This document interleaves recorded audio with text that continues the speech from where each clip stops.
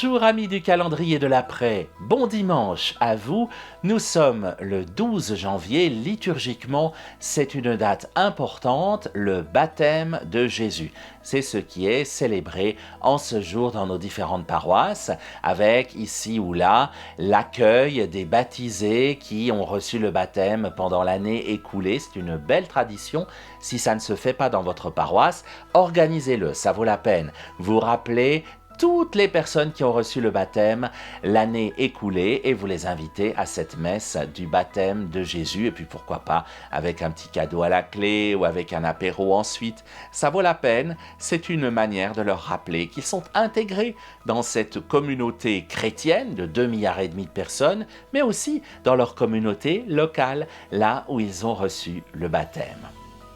Nous sommes ici pour parler de Sainte Thérèse pendant 24 jours, vous le savez, à l'aide de ce calendrier, 365 jours avec les paroles de Sainte Thérèse de Lisieux. Voici donc la parole qu'elle nous laisse en ce 12 janvier, je la découvre avec vous. Je devais passer par le creuset de l'épreuve et souffrir dès mon enfance afin de pouvoir être plus tôt offerte à Jésus. De même que les fleurs du printemps commencent à germer sous la neige et s'épanouissent aux premiers rayons du soleil, ainsi la petite fleur dont j'écris les souvenirs a-t-elle dû passer par l'hiver de l'épreuve.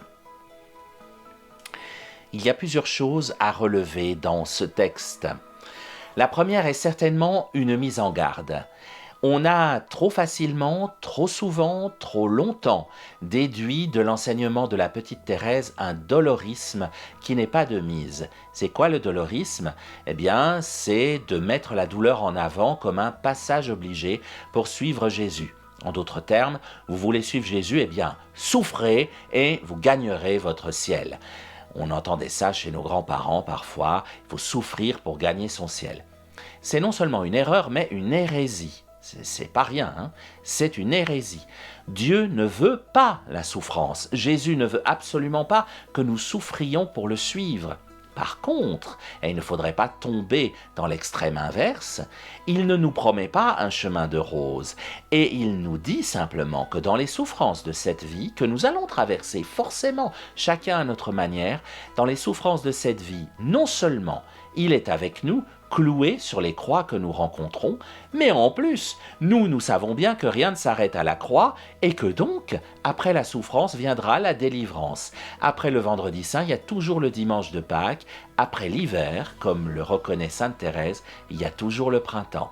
Si Dieu a mis cela sous nos yeux dans la nature, c'est pour que chaque souffrance, chaque passage où tout nous semble mort, fini, terminé, c'est pour que dans ces moments-là, nous nous souvenions que la branche qui nous paraît morte et sèche en hiver refleurit au printemps et redonne du fruit en été, que rien ne s'arrête jamais à la souffrance. Il ne faut pas la rechercher pour elle-même, ce serait stupide de vouloir l'hiver en plein été, mais il faut savoir qu'elle arrive dans notre vie et il faut savoir qu'elle est suivie du printemps.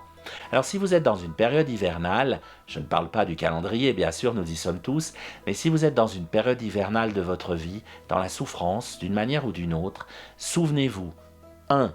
Que Jésus est avec vous dans cette période, qu'il est cloué sur cette croix que vous portez, 2. Qu'il y a toujours le printemps après l'hiver.